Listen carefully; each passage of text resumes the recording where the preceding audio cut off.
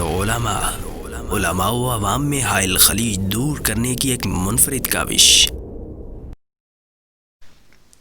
لجنۃ العلماء للافتاء۔ بسم اللہ الرحمن الرحیم۔ فتویٰ نمبر 14، 25 جولائی 2020۔ سوال: السلام علیکم ورحمۃ اللہ وبرکاتہ۔ الشیخ مفتی صاحب، بعد السلام مؤدبانہ عرض ہے، میری بیٹی کا نکاح طیب طاہر سے ہوا۔ شادی کی پہلی رات سے ہی معاملہ کچھ خراب ہو گیا۔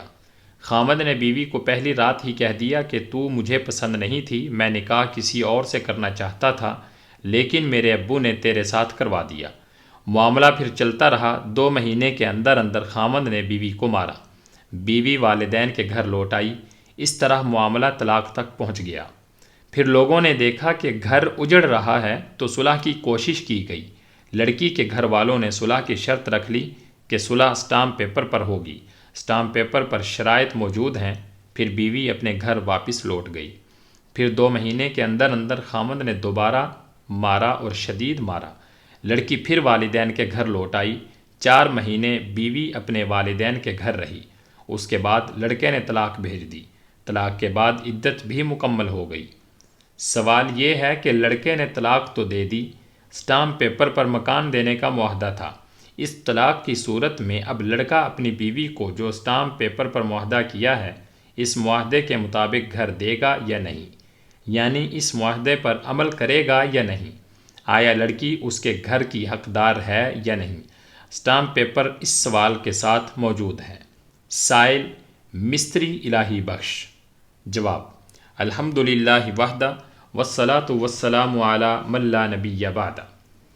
گھر کو آباد رکھنے کے لیے ضروری ہے کہ میاں بیوی کے درمیان اتفاق، اتحاد، محبت، پیار اور یگانگت ہو۔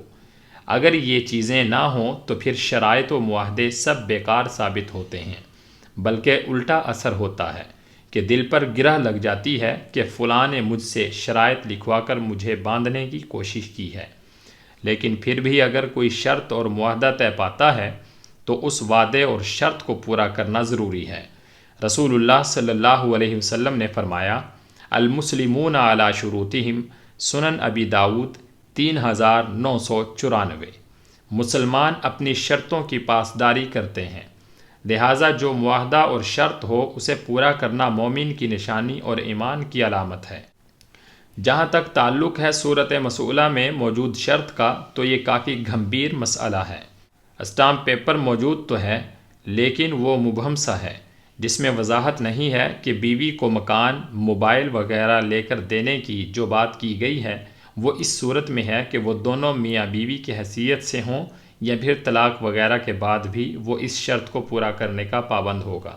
ہمیں معلوم ایسے ہو رہا ہے کہ یہ تمام شرائط اسی شکل میں تھیں کہ جب وہ دونوں میاں بیوی کی حیثیت سے زندگی گزار رہے تھے۔ اگر اس نے طلاق سے قبل یہ چیزیں نہیں دیں تو اب جب طلاق دے کر فارغ کر دیا ہے تو وہ اس بات کا پابند نہیں ہے کہ سابقہ بیوی کو کوئی چیز لے کر دے یا نام لگوائے۔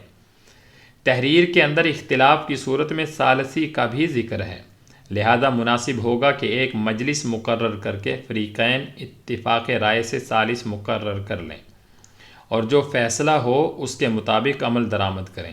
اسٹامپ پیپر میں بعض ایسی چیزیں ہیں جو خلاف شرع ہیں، مثلا یہ کہ اگر زیادتی کی جائے گی تو قصاص لیا جائے گا۔